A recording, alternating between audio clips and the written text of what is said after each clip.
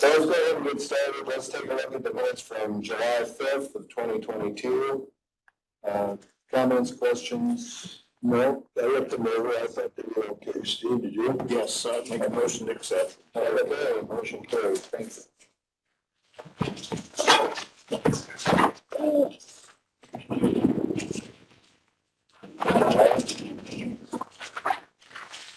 Kevin, what do you have for first thing I have to ask you the June monthly clerk of the courts report.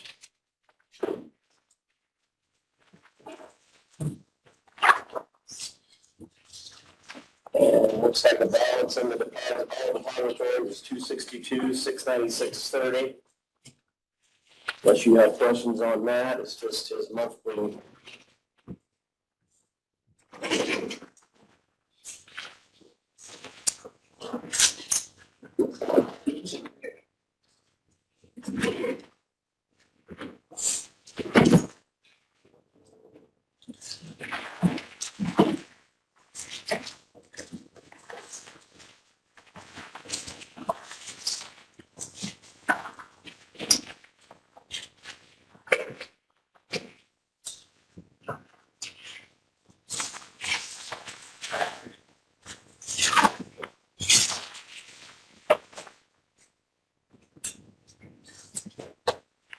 And is that, do you control who keeps his funds, or is that a decision that the clerk makes?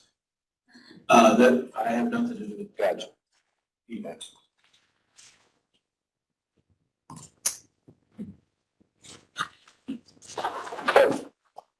I take them, accept the motion to so we place that into record. Second. Okay, motion carries. Thank you.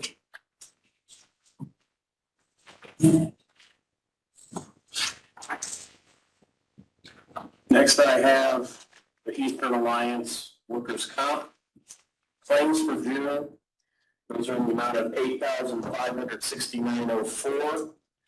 And I will pass that down so that you can see who that is and so forth and what's going on.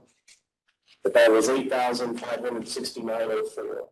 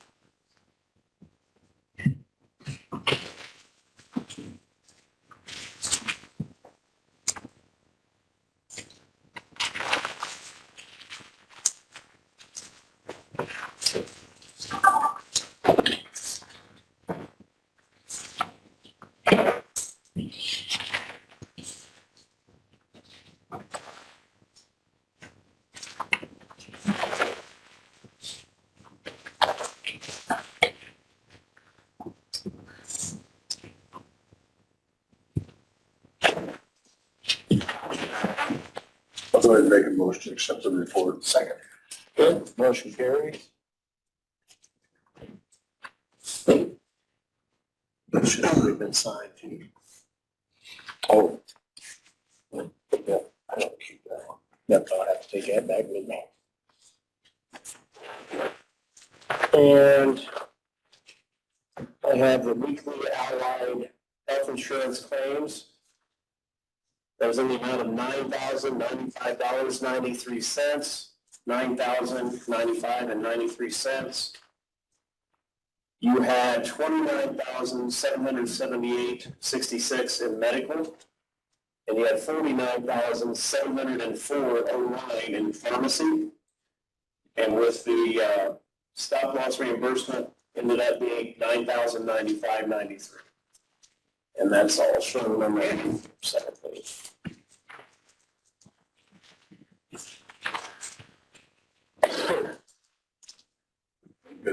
So one of the things we talked about last time in the work session was going to specifically ask our employees to use generic drugs. Would that take a policy on our That would be part of our plan description. part of our summary plan? You'd have to go in your actual plan document, yeah, be approved by you. That's the document that controls our health insurance plan, so we have to make a change to that. So at that time, would that be something that we would decide as a board Yes. then? Okay. Changes to the plan would be decided by the board in the fall and then be For the meeting with them on August 15th, commissioners included. Good. Yeah, so that can be brought up and you can ask them at that time. Okay.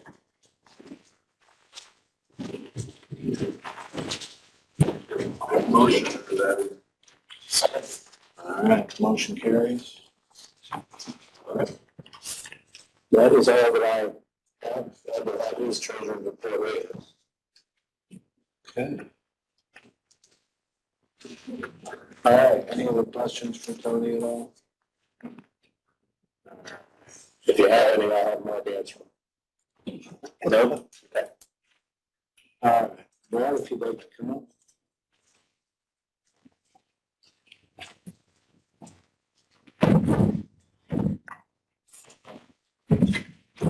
Good morning. Morning. I've got 3 permits today. So we're making up for missing some last week, I guess. So the first permit for installed facilities, the application to install facilities in our right of ways is from United Telephone, CenturyLink, and then, if I remember correctly, it's actually Lumen. It's Lumen or whatever now, so anyhow. On County Road 200 East, from Salem Road to US 33, they're gonna run a new fiber line, and basically, they're only gonna be 150 feet or north of 33. That's where they start. Then they go up to 33, and then they're running down 33, which is, nothing with us. So they're 150 feet, they already have an existing one there, they're replacing it. Okay. Yeah. So we don't have any other utilities, right? No, I went out and looked at this, and I mean, it's gonna be fine, it's already there, they're just replacing it, so. Okay. And then the other 2 are for I&M, so, You want to do these together or you want to do them separate? well, I didn't know since they're a separate company, we need to do them separate. We could do Central Link and then we can do that and then have those 2 together. Yeah. Okay. Yeah, I'll make a motion to go ahead and approve the Central Link. Okay. Second. Okay, motion carries. And then for Indiana Michigan Power, on County Road 000 between 2 and 300 South, they are removing 10 poles. Not replacing, they are removing. And, when you drive that and look at it, there's no customers there anymore that need electricity, so. And the poles are a little over the way they look, so anyhow, they were removing 10 poles. So is there underground lines there or what are they? No, they're overhead. So they're taking the lines and everything? Yes, yeah.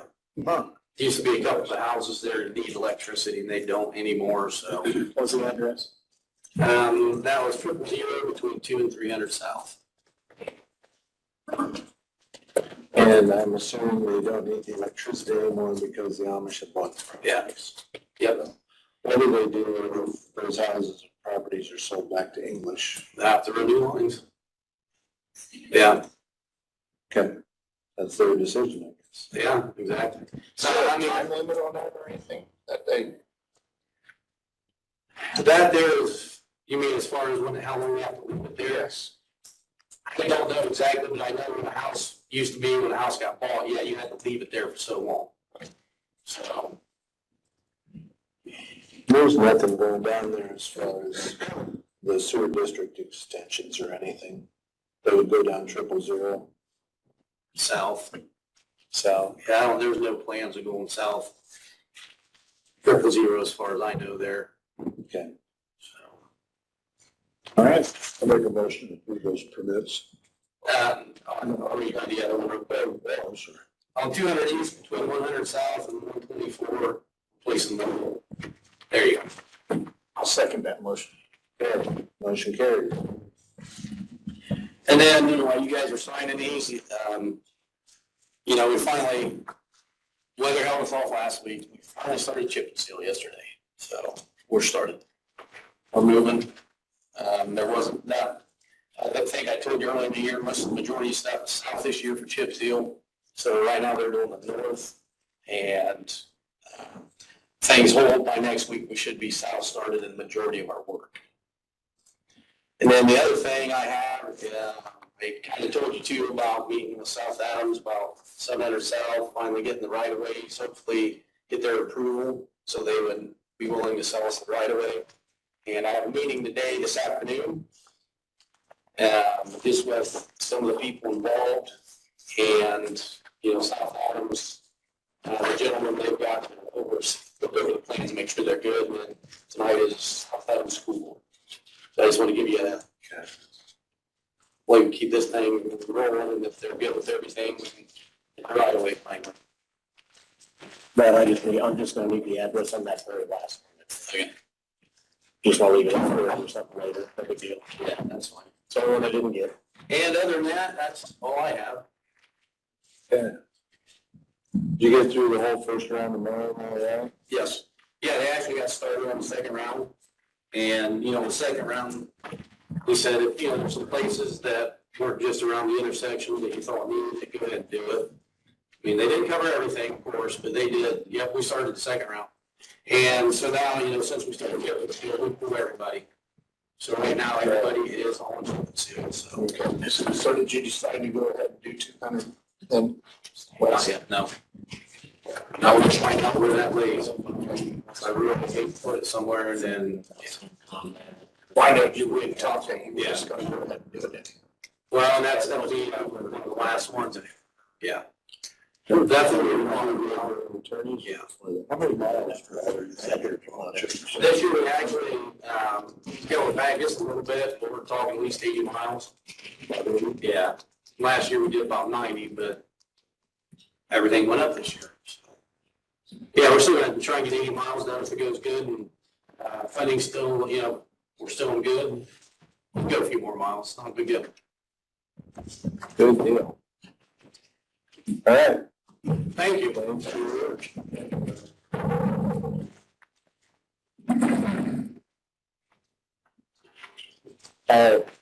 We're gonna, Chair Marie, did you have something for us? If you, I did, just very briefly. Gentlemen, you heard me at the council meeting, on behalf of Judge Conrad of Superior Court. He couldn't be here today. However, he sent me an email yesterday indicating that he just received information that there's a grant application opportunity available for him, that he has to apply for it by tomorrow.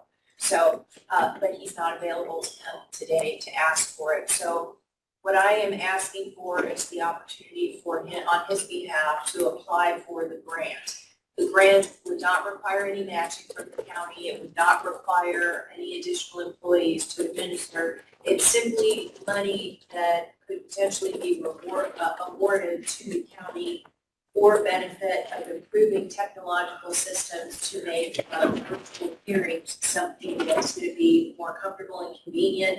It'll work with and integrate with the current systems that we do have now. So it wouldn't be a whole new ball of wax. So I put it to you to request on his behalf the opportunity to apply for that grant tomorrow. very good. So it wouldn't be for additional personnel, just for equipment, Just for cameras, whatever. And the grant would cover everything. He's not asking for any additional funds, simply the opportunity or the permission to apply for the grant. Okay. I'll make a motion to accept. Okay. Thank you, Julie. Thank you. All right.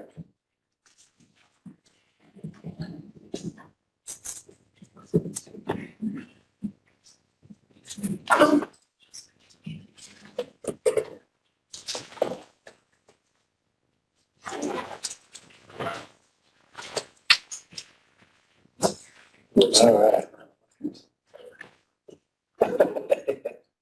Rick, did you have anything anything for us today? Really, unless you got any corrections. Okay.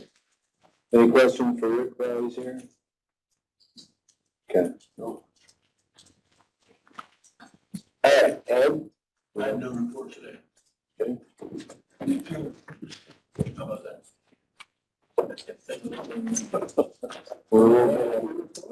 And we got your treasurer's report. We did that last week, didn't we? I thought you said last week, It Jim. was on my desk. We can do that. I don't know that we did it last week, so. Yes, gentlemen, we have. Did you want to look at it? I do have it here. Okay. All right. Don't tell us you lost our money in Las Vegas. So everything's good.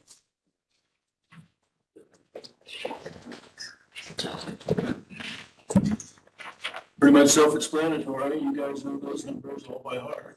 Every line, everything, where it goes. We got it down.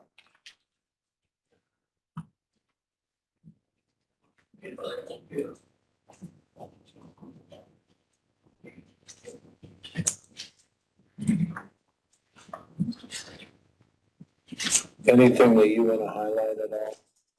Everything's running good, everything's balancing good, everything's in good shape.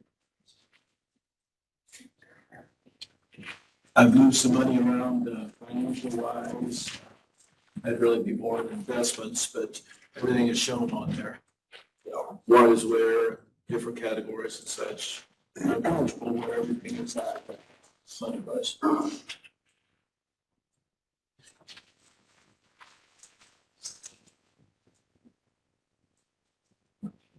I can say that we're up to 98.69% for the spring.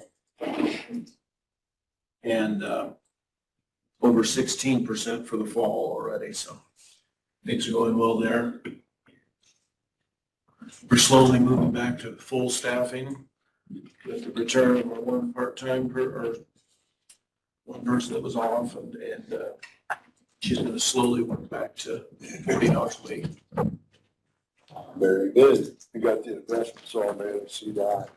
Yes, Balances come up. yes, we were at 5.5 million, and I now have We've got 8.6. 8.6 million, I believe, yeah. I'll go ahead and make a motion to enter the treasurer's report into the minutes. Second. Okay, motion carries.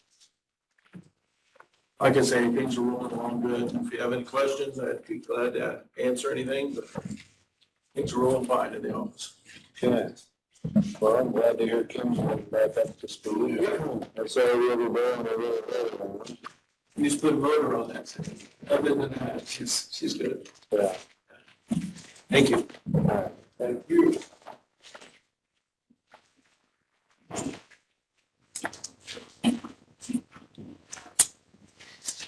Let's call. Oh, Dad. One part pass if you want to come up. Not too quickly. I'm telling you a priority. Oh, Not because I come before Mike. Doesn't mean Mike's not a priority.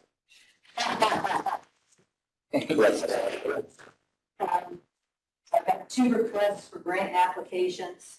You were in here when I was applying. One of them is $50,000 on the COVID crisis coag supplemental report. That's for testing. It comes from the CDC. It goes through IDOH, and then it's going to Adams Memorial Hospital to continue the free testing for COVID-19 until 12/30/2022.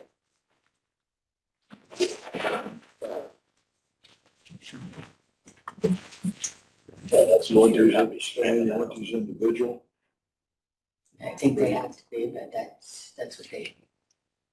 So do you have to list specific how you're gonna use this when you apply for the grant? I had a letter of intent. I don't have to apply for the grant. The grant's out there. We do a letter of intent to Indiana Department of Health, and then they get us a grant agreement. So I don't have to actually do an application, but that's what it's for. And they tell us what we can use it for. It's, Okay. I mean, it can't be used for anything other than testing. Those are a couple of pretty good size of that. Right? We've had 3 grants for testing during the COVID emergency pandemic, whatever you want to call it. So, So have you been able to use those to help cover wages too, or how do you? One of these covers her wage. the next one is the normal grant that covers my wage, but some of the COVID grants that we did has covered some of the part-time nurses that are grant funded anyways. So we've used, those funds could be directed someplace else, but we could use some of those COVID-19 funding to fund the part-time nurse, Good. public health nurse. Yeah. So, Okay. Yeah, you got 2 different types of grants. You want them both together? We could do them separate, I suppose. okay, this is the $50,000 for the testing grant, Yeah, I'll make a motion to accept that. Okay, motion carries. okay? I'll go on to the second one. It's the Public Health Emergency Preparedness Grant, which, that's a yearly grant for the preparedness coordinator. It pays for my wages, travel, supplies, and other things. Okay. And it's $25,000, and neither one of them require a match. Right. Will there be any of that could be put towards, the shelter as far as to help with the generator or help with anything like that, or is it pretty much accounted for with wages and travel and stuff? That one's just specifically for wages and travel for Gotcha. the health court, the preparedness coordinator. Second. All right, motion carries. I need you to sign. You need those back. No, you can keep this.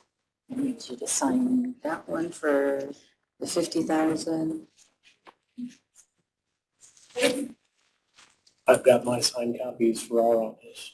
Okay, We have to, as state board of accounts comes, we have to have all that as well. so he needs to sign it for you too? Mhm. Well, I've got mine signed.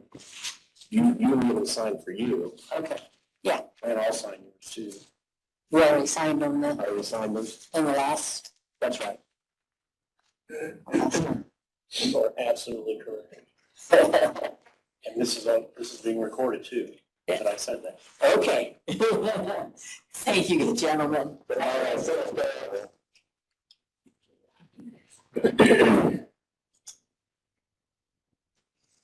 Okay, Shannon. She must have stepped out. I go quick. Yeah, sure. Just like council, this is submitting, I emailed you gentlemen, a report of a commissary report for the first half of the year. It's by IC code, I'm required to do so. Gives you all the money coming and going out of the commissary account for the first half of the year. I will give Tony a hard copy for some, if you have any questions, I can answer. I already have a hard copy of them all. Is that for both? Well, that's the same, that was his council. But do you need a separate one for commissioner? Yes, I don't have that. There you go. Sorry, I thought that was the same thing.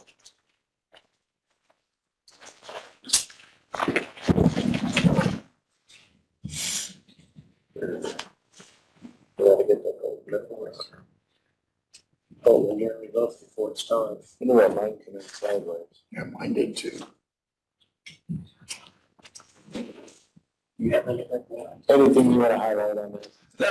You'll see several uniform expenses. We have a budgetary line of uniform, but we paid for the vests, like ballistic vests, and the federal grant has not reimbursed us yet. Trying to We got approved for the money in March, and it could take six to 7 months, they said, before we could actually receive the money. So that's why you see a lot of uniform expenses coming out of there, because our uniform budget is basically zeroed out until we get that reimbursement from the federal government.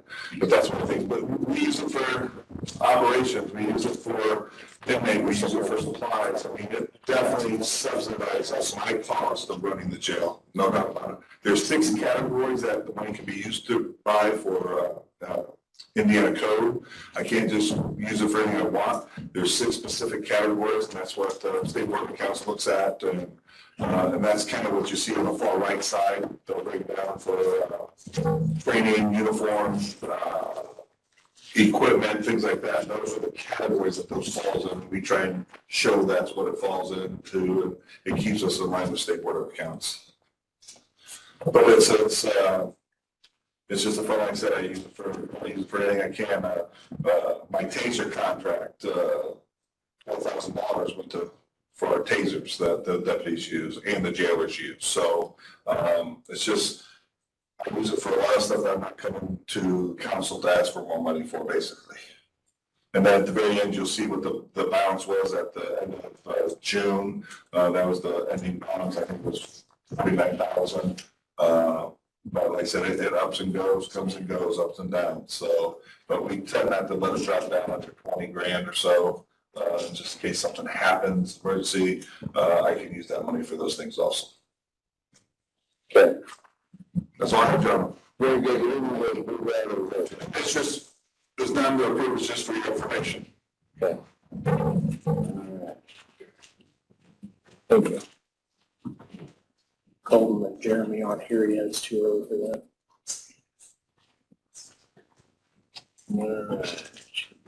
Mike's got some invoices there. Mike's got something. We know, that Mike's got something else that he needs first. Okay. Yeah, he's here.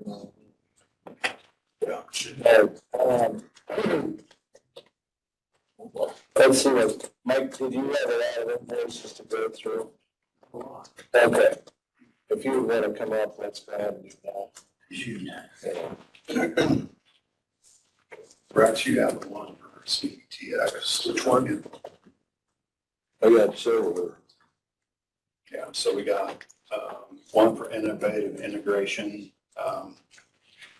Last year when we put in the network update and secondary circuit for the jail and for Adams County,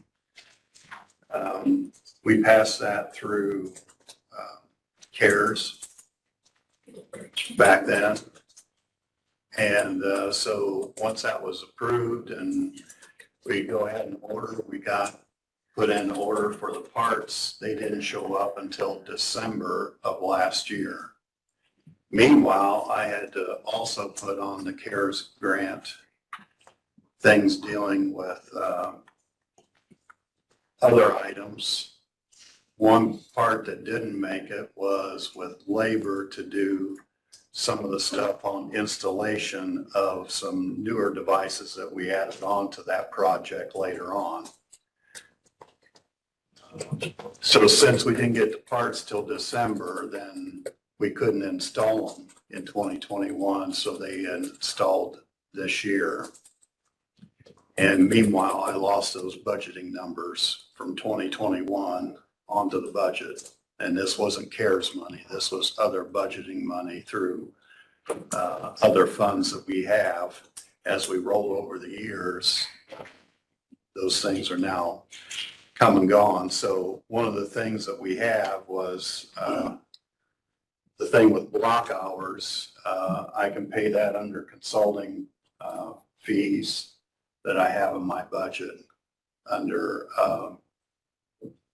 let's see, that would be Fund 1035,700.000.9600. And I'm transferring them down to consulting fees, which is 38.3.000.9600.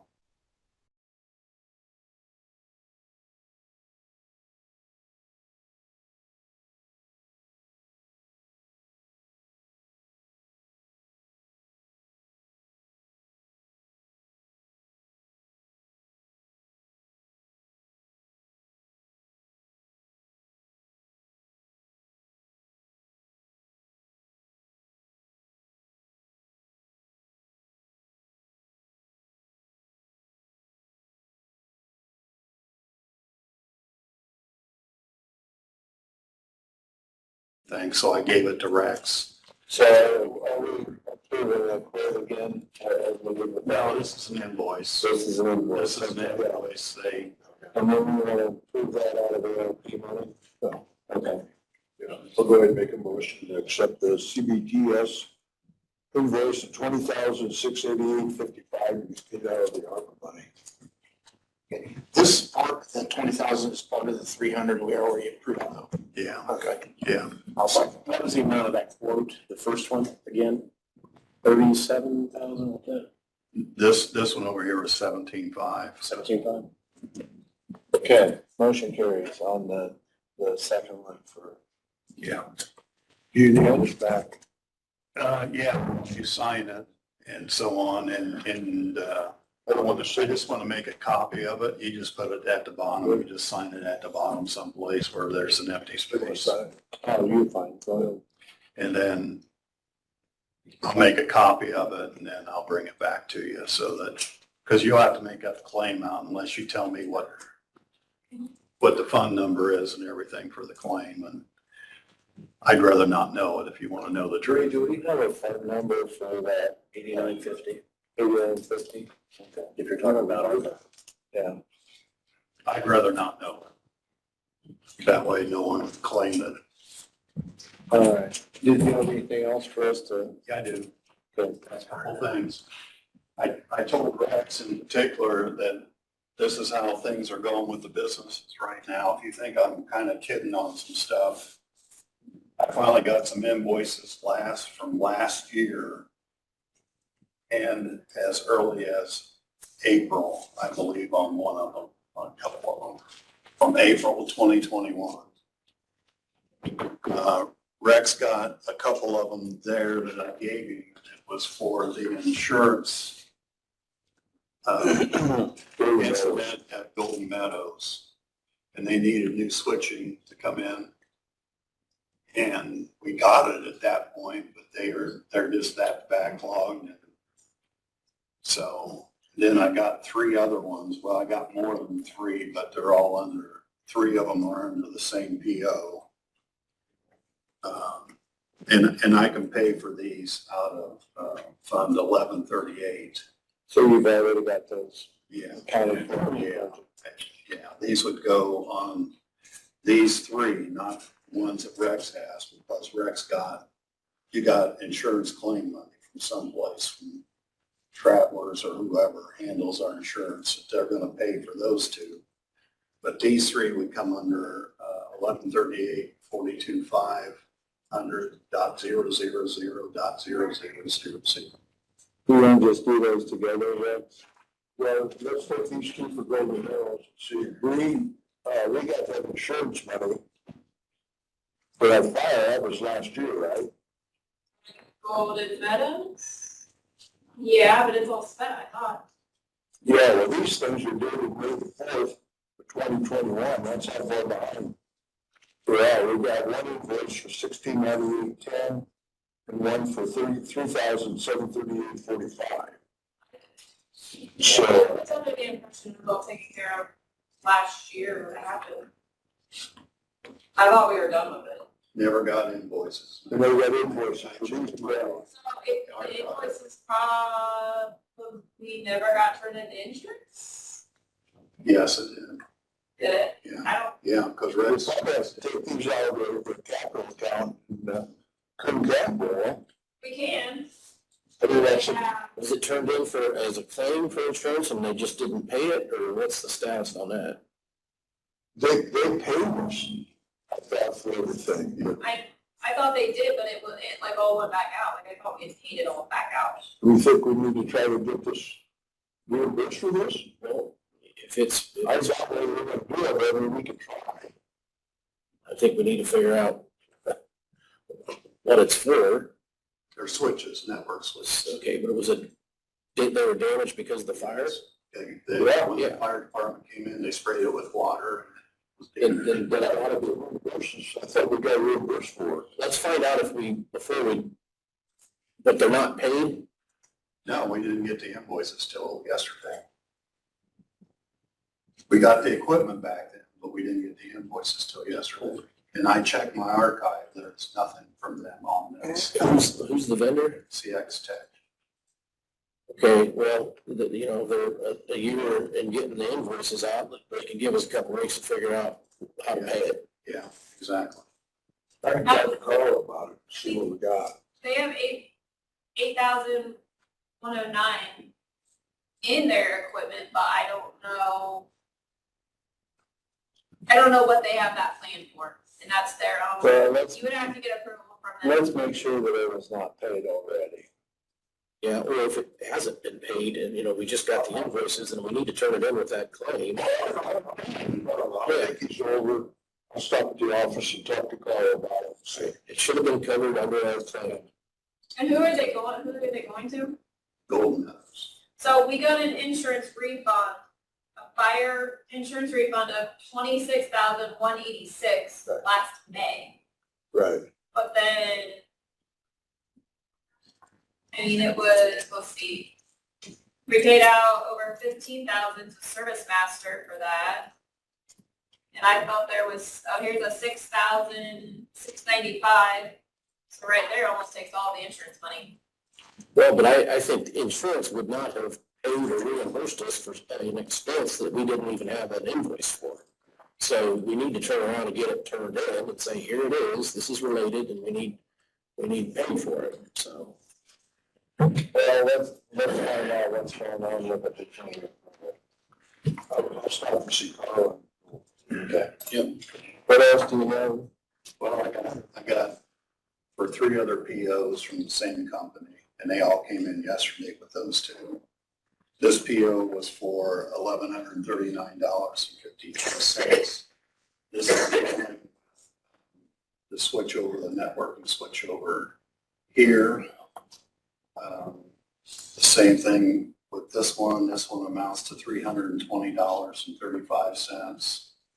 And this PO is for $463.63. And they're all for networking related items for this building in the jail for the secondary circuit. If you want to see them. How much was the one for minutes? The golden medals? I got 2 of them here, 3. I got one for 1698.10. And the other one's 3738.45. Yeah. If those were the only 2 claims, we have $3,938 left of the first insurance money, but I would have to ask them what all they spent out of that insurance. Okay.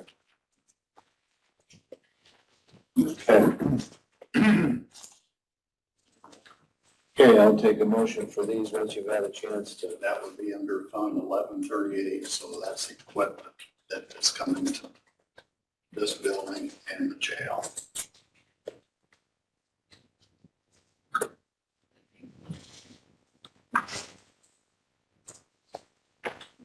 Do you have a total amount on those? You should get close to right at it here. Yeah.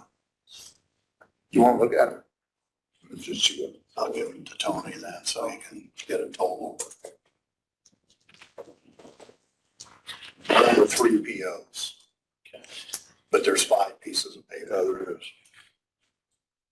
There's five pieces of paper, but under 3 POs.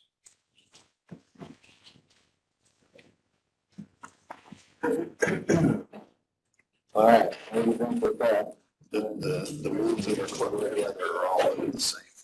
If you look at it, there's 1451 PO, and that total there is 1139.53 for these 3.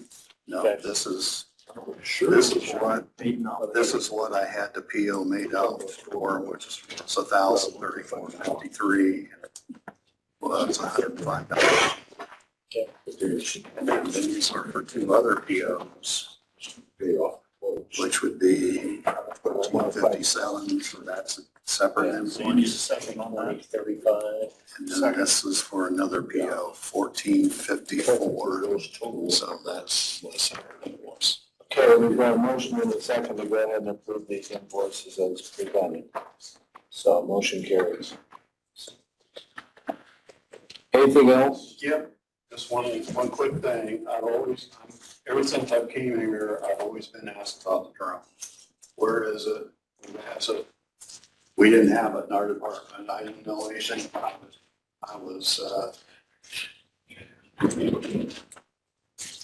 in need of one here lately because of all the damage that had taken place in recent storms, that we needed to get pictures taken up on the towers. There are two of them, the south tower and the north tower. They're about 300 feet tall.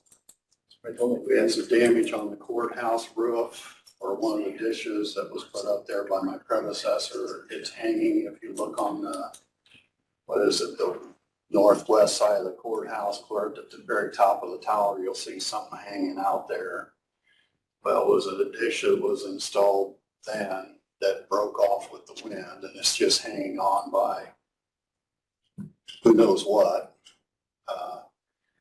It could fall off there. There's no way we can get to it. I don't know what we're gonna have to do to it, but we gotta try and get something done so we can figure out what to do with it.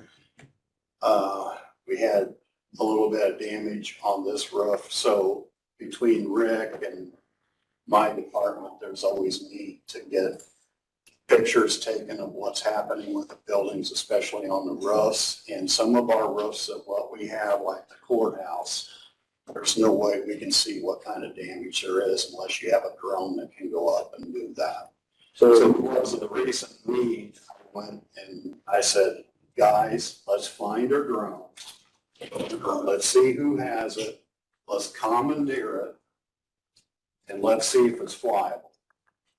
So we found her. It was Don Kuhn had it before with the assessors. And since he's not the assessor anymore, Mary said she didn't think that she was ever going to fly it on her own. So we have a need for it. So instead of us buying one, we want to see if it's still got battery capability and if it needs some updating as far as firmware and that sort of stuff. And we want to try and take control of it at least a little bit so that we can see what's happening for our assets that are high up in here. That we can take some pictures and we can see what's going on. Ethan says he can't use it for GIS because of the nature of the drone and the kind of pictures that it would be taken. So that's not a factor. So we need to move away from that, but we do have need of it for asset management, especially on things that are high. So I told my guys that I would be down here to use that drone. We're going to have to get certified. We're going to have to put flight plans in because it's a bigger drone. There's a 250 gram limit when you don't have to do that, but as soon as your drone gets over weight of 250 grams, which this one is a fairly big one, it's way over that. So we got to have people that are certified. I also found out that our registration has expired. So we're going to have to get that worked out, which we can. But first, before we do any registering and so on, we want to make sure that the thing is end of life because I've been here for 5 years now. It was bought some years before I came on board. So, it could be 7 to 10 years old. So we've got to verify that it is able to still fly, which I think it is because it was a pretty good drone. It was a pretty expensive one. Are you looking for approval or what are you looking Yeah, I just want to, I'm asking for approval that my department take it over. I guess I would certainly support that. Is anybody certified to fly at this point? Out of my department, nobody, so we're going to have to be certified. I think Decatur Police has 1 or 2 guys that can certify. They're certified to fly a drone, and I think the sheriff said that he has somebody. I think we paid like $30,000 for that. Yeah, it would be an expensive one back then. It's so expensive right now for that kind of a drone because that's the DJI Phantom 3. They're up at a different Phantom number now, but it is a professional unit. Right. So it's a big drone. So instead of just leaving it set around in a box, I think it's been sitting around ever since Don Hoot left. Right. And no one's been using it. Kind of for the sake of Mark's time, I think we're gonna kind of try and move the discussion along. He's got to leave for a little bit, but, so as far as your thoughts on moving ahead, Mike moving ahead with his department, is that something that you're okay with? Okay. Yeah, I would agree with that. And I think for certification, I think I got still money in training that I haven't spent yet, so we can take care of that in my budget. Very good. Whoever wants to do it, so. Well, it sounds like a good place for it to be and a good plan for. Look at the courthouse road. Yeah. West corner of it, you'll see something hanging off the side. So clear at the top, clear up where, just below the flag. So we don't want something to fall off and hit somebody. All right, thank you, Mike. We've got a couple gentlemen and you guys own property, or looking at property in Country Acres, is that correct? Yeah. If you'd like to come up, did you want to speak to commissioners? If you want to come on up, we can. Because I'm not sure exactly what your thoughts are, but it's something that Mark can help us with while he's here, and we're trying to respect his time too. Yes. As some may know, there was an article posted in the paper, I think 3 or 4 days ago, that stated that there was fines and violations and they weren't up to ordinances with IDM and the sewage and everything else. We live out there currently, so they said that the meeting would be today. I just think it was the time, so we had to kind of figure that out. But we were just making sure that, what does our future look like out there? Do we need to pack our stuff and leave, or we need to look for stuff? Like, what's the next step with the county and everything going out there, shutting it down, condemning properties, doing that kind of stuff? Like, what's the next move? So that we're Well, some of the issues that have been presented to us represent several challenges. One is there's a whole multitude of landowners out there. And originally when that settlement was approved, the drinking water was approved through IDEM and that process and that maintenance. But the wastewater was also approved through IDEM. And so, they are overseeing the compliance of that. So I don't know that, is there something you'd like to speak to as well? At this point in time, it's IDEM, it's in IDEM's court, and so they're the ones that are taking enforcement action, and they're the ones that says that, you gotta have a plant operational, you gotta file, reports, and none of that's been done in the last few years, so, just remains to be seen what all they're gonna do. They could come in and at some point they may say to the county that the county has to take some action. I'd rather see, I think it's an IDEM issue, but, I don't know. At this point, it's pretty uncertain. Well, in the paper, it says something about the IDM was coming and talk to the commissioners, see what, and the health, to see. They haven't come. They're not here. I don't know. It's just frustrating because it says, there's some sort of meeting, but it's not a meeting they're really with. Last year, I think last October, we were at the tax sale and we bought a few properties out there. Last year, we talked to the health board, because we were told it was going to be shut down or whatever. So we want to know if we buy properties, what's going to happen, whatever. And they said there was no fines, no nothing. They didn't see an issue as long as we buried that sewer line out there, which we rented an excavator, buried that. And they said, as far as they know, they don't see no code violations or anything. But that's not, I don't think the report that we've got recently from our health department. So I think they're, based upon what IDEM's saying is that you don't have an operational treatment plant. So if it's not functioning and it's discharging, then IDEM can say either fix it, bring it up to code, or shut it down. The sewage plant, I know is not discharging. It fills up. I know they pump it out every now and then, and it costs them like $600 to $1,200 to pump out. And I read in the paper something about if it goes in the ditch lines or something like that. I know it don't do none of that. Yeah, it certainly can't be discharging. Well, that was one of the things that we asked the health department to do was find the outflow. If it does go off the property into a county ditch or county tile, then it becomes a county health department. And I know it don't flow out to the ditch or clock tile or anything. It has like 6 different, so you call those? The holding tanks? Yeah, it has 6 different holding tanks and it sits there. And once they fill up, they have them pumped out and stuff like that.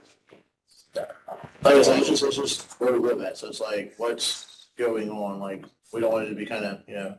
So have you talked to anybody from IDEM? No. No, because we just got the paper and they said there'd be a meeting today, so. Well, I was looking for those. The guy that's been contacting me is named Jason House. Jason House?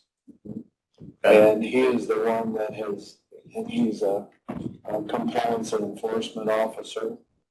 So, I would suggest contacting them directly since they're who the original permit was through for both those systems, the drinking water and the septic water. So He's with right? correct. Okay. Yeah. So, We just wanted to come to this meeting because it said it was going to get brought up in a meeting. We want to make sure we can get a notice on it, saying tomorrow or. yeah, at this point, I think they've sent their information to Angela Wilson. Yeah, So, yeah, the notice, do you talk to her? Do you? we talked to her, we knew about the notice because it was kind of, I don't know how that happened. She had notice that day, and the very next day is when the article was in the paper. Yeah.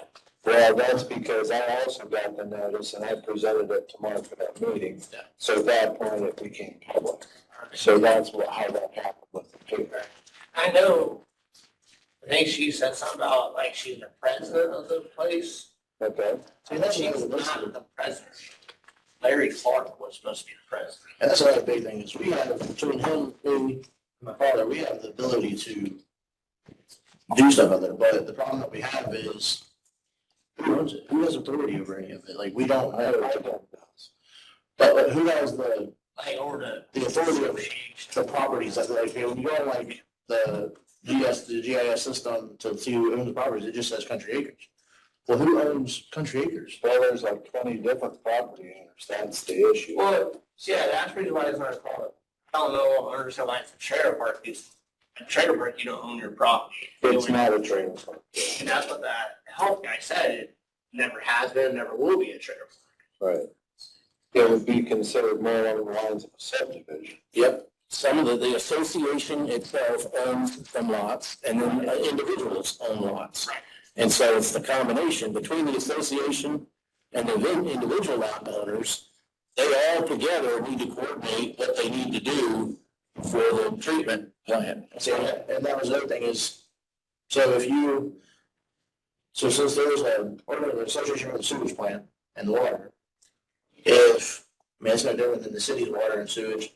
So if they're not paying any type of fees to help keep that place running, you can block it off and shut them down, right? With notices approved and everything else?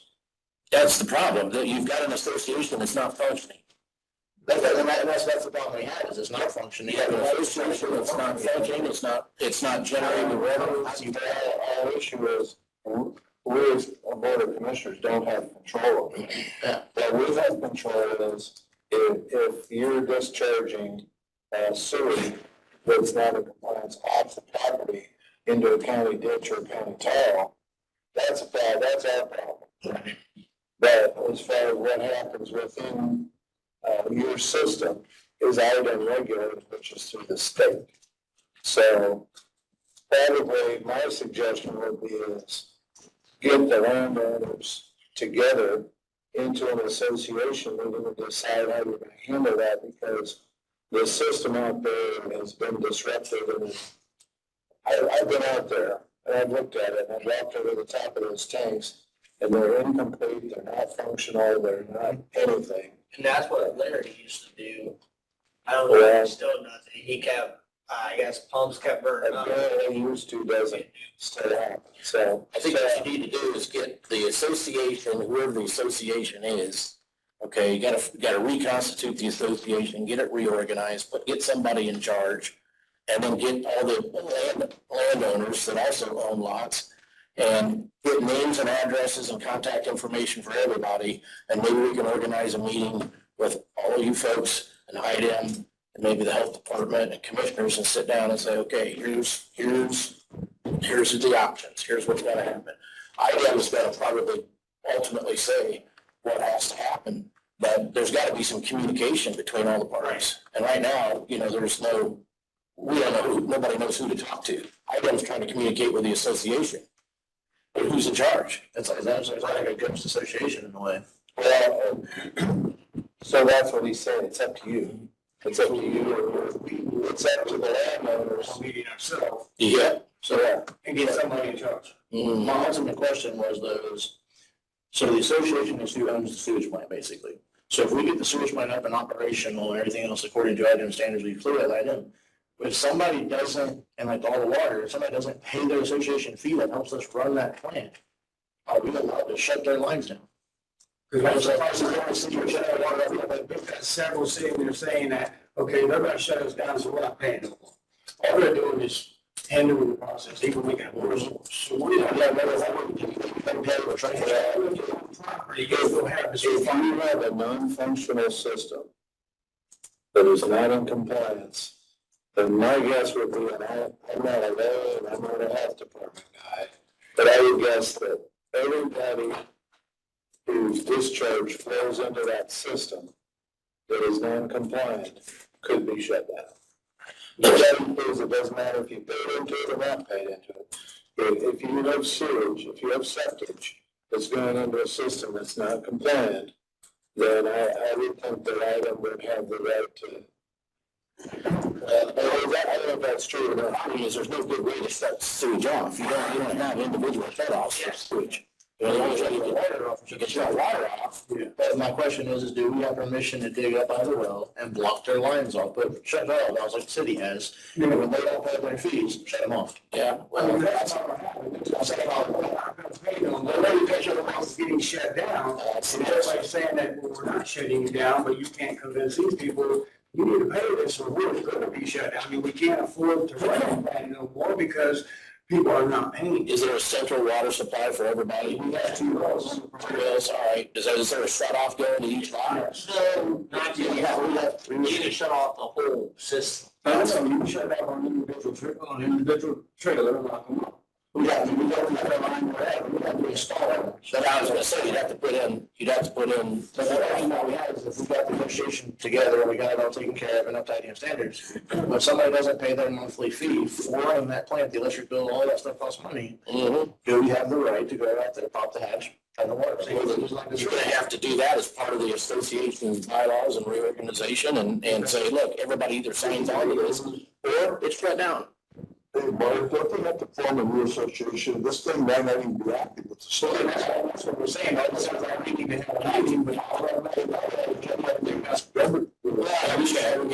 It may not be, it may be dissolved, I don't know, I have to look. It could very well be, that's what you need to find out. Yeah. The Secretary of State, whether you know that. I know Rick Bob's or whatever, Daryl Globe in the squadron. And then they just gave up and left. And left Larry and I think Andy and, Charles. And I think that's another lady was Charles Kim Hager. Yeah, you need to get an attorney that will represent the homeowners and the association and get it reorganized and put in place the mechanisms that you need in place so you can collect your bills and then see if there's a solution with IDEM. And the leverage to get everybody to agree to that, and I think you've got to have a new association agreement, everybody signs on to, says, here's the way it is, and we're going to install shut-offs, and if you don't pay, it will be shut off, and anybody that doesn't agree to that, if that doesn't work, then the whole thing's shut down. Right. You know, it's like either we're going to agree to this new arrangement, or It's all shut down. And that's what we're trying to stop. Yeah. So, like I said, we have the ability to know, we just don't have the power to do so. Yeah, I want to be able to. I go before the town of Monroe on Thursday to request their portion. You were saying something, Stan, that we could sit down and talk with, Well, that's what I wondered if it'd be a benefit if, because I've sat and listened to Ryan and, Heather. And so I don't know if it would be a benefit for us as a commissioner board to sit down and talk to them. Absolutely. Because, you know, at first glance, there's a couple of things that happen. One is we already see the commissioners making a commitment to economic development, obviously, as far as a year plan. The other thing is with the housing study that has been done, you know, to be able to see the difference between what has been done and what Ryan and Heather would contract to do for us. So, you know, I don't know if that would be a positive step for everybody to kind of have Waiting for them to kind of give you an idea of what it is. Again, I think, the difference is the plan was done in 2017. It was just a bunch of people. because I guess I'm having a hard time thinking about what action we're actually going to do. They're going to bring developers. They're going to do some. We got developers here in the county. Absolutely, yeah. Those developers, any other developers that may be out, not in our county. So Stan sits on the subcommittee, right? Stan is a developer in my mind. He's been participating in the conversation. Biggs Properties, they're part of the subcommittee, so they would participate. You have Josh Krugerberg, who's in realty and development. So you have the local developers who have been a part of the conversation. Certainly they will continue to do so. But then Ryan and Heather also bring the expertise both throughout the region and Indiana in general of developers outside of Adams County as well, who would be interested. So they're bringing those contacts, they're bringing that expertise.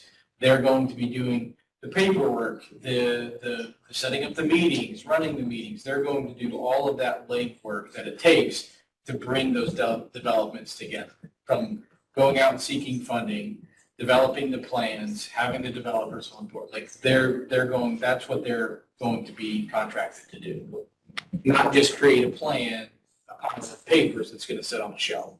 We have that. But that happens a lot. Right, exactly. There's a lot of cities that we've done throughout the years Right. where we've spent a lot of money, but nothing's. And that's absolutely the opposite of what we want to do with this, because we have that plan that's been sitting there. This is going to be taking those recommendations and making it happen. But I'm happy to say. To make it happen, we gotta have developers that really know do it. That's part of what Ryan and Heather will do. They'll help bring those developers together. Understanding what developers can do, making sure developers, it's a cost-effective development for them. And, what other funding is needed, is there a gap, all of those things. Well, I'd be in favor of tabling this until we have the meeting with them, just so we can, I would get some more clarification. I mean, Sure. what do you think, Stan? Well, I think it would give us a better insight if all three of us sat down together with them and just kind of, You could be, so. I don't know who would set this meeting up. You would set I this can set up? it up. Yeah. Okay. So, yeah, see when they're available and see when we're available. You want to do it after the public meeting? Or how do you want to handle it? We could do that, Next week, we're already not next week. done. But if you want to do it during commissioner hours, then we could do that, if they'd be willing to come in. Check their schedule and see if that would work. Tuesday work for them, Yeah. kind of in the afternoon. Right. Yeah. Next Tuesday afternoon, we're booked already. It'll probably be at this point, the beginning of August, I would guess, just based on their schedules. Okay. I don't know their schedules, but I like to give at least a couple weeks for them to prepare and get it in their books and So I'll check with them. So why don't we do that? Why don't we table any decisions until after we've met with him? Well, I'd like to hear what he's got to say, yeah. Yeah. So. Okay. So anyway. All right, thank you, Joe. Thanks for that. Thanks, Joe. Yes, sometimes you're thinking, I'm trying because it's Friday, I got it. I mean, that's just stuff. Jeremy, did you have something for us? Just briefly, yes. You just need to talk about I just wanted to- I already got all the answers.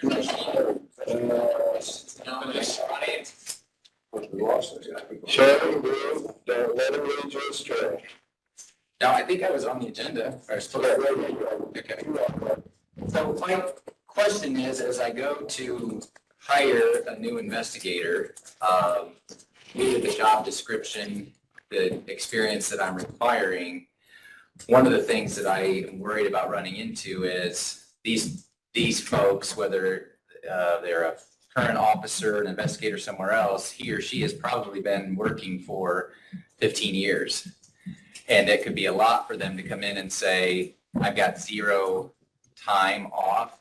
They're going to tell me no. I mean, I haven't had anybody tell me no yet, but I haven't asked anybody yet because I wanted to get your input there and see if there's anything can be done because. Well, I think Shannon, we've talked about that, as far as bringing in a new employee with previous relevant experience. Okay. And Shannon, So this is a two-sided thing that we kind of discussed and agreed on.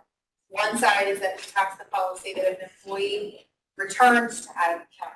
So if somebody that has previously worked for the county with job-specific experience, we issued that new graph. The other side of that coin is that we have set precedent for a department head, an exempt employee, or whatever those 3 things are, contract. maybe, that they would be eligible for an increase in PTO on day 1, because we did it with another exempt employee that's also department head. This position is exempt. So in my opinion, this position would fall under those 3 categories that we discussed previously. It just depends on where we think they should fall. But again, PTO is a earn as you go system. It's not you don't get stuff on day 1. Sure. You just earn at a higher rate. Yes. Yes. Exactly. Well, and that was the next question I was gonna ask you is, they would not come in with already any accrued time. Correct. They just would accumulate at a faster rate. Yes. Right. So would that be something that would be acceptable? Yeah, because that's the system. I just want to make sure that they know Yeah. that, I am going to accumulate my PTO at a rate that would equal Right. at whatever days, they would need. If they have 3 weeks of paid vacation now and they could get on that pace, that's comparable, right? Because I don't expect there to be here, we're giving you 3 weeks, day 1, you can go take your family vacation and get paid. No, you need to earn it like everybody else. You're just going to have the opportunity to earn it at a faster rate because of. As if you had been a 15-year employee. Exactly. Yes, I just wanted to have an open discussion about that so that I mean, I don't misrepresent anything to anybody. as Sheila said, we've set a precedent for that and change, and the policy reflects that, so. Good. So, yeah. Yeah, I think you have to have that flexibility. Now, if it turns out that I hire somebody if I can't find somebody that fits this description, we may alter the description and come back and say, this may be completely different, and if it's a new person, I don't expect that same treatment. I get that. Right. Okay, well, that's all I have, so thank you. Yeah, that makes good sense. Okay, thank you. Congratulations on your 25th coming up. Yep, in January, if I Go Reds. don't make it, if I don't have any Go big mistakes. Reds. Oh, there's another Reds fan right here. Good. Really? Already. Jimmy, you're a Reds fan? Oh, Jimmy. There you go, Jimmy. Oh. For a lifetime. I did root for the Cubs and we won a World Series because I knew that'd be my last chance again. I was glad to be alive to see that. I've never been a fan since I've been 6 years old. Saw it happen. We did. You know what, at least Rex's wife is smart. She roots for the right team. Yeah, I should not married her because of that. You have to hear about it all the time. I was rushing the Reds fan. Oh, yeah, she's a Reds fan. Are you guys rooting for who's gonna be in last place this year? Oh, yeah.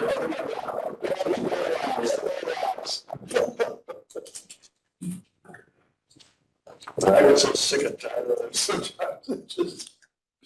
Hey Shannon, did you have something for us? No. Is that okay? Yeah. I think that's it. So moved. Second. I didn't hear it completely. Anyway, man. So what to do? Did you have any like stuff up here? I never even thought the flags. That's gonna have type all that information out. Let's see, what each one is. I think it is. Yeah, I need that one. Okay, that one. And then he had the ones, Yeah, just a second. there was a couple that they're gonna look at, your check on those tables. Check it on. And Hey, good morning. Okay, just a second. I told him to send me back. We're gonna need 7 more chairs here, I think. So I'll stand. I told him to send me back. Yeah, you're welcome. One part of discussion or whatever. That's the one for 25. How many guys wanna do it? That wasn't even. No. So with this morning, commissioners, we have, a group that I've already heard from at some point in time, the Recplex team. It's like We've 25. been in conversations with them about their project and what they're wanting to do for a while.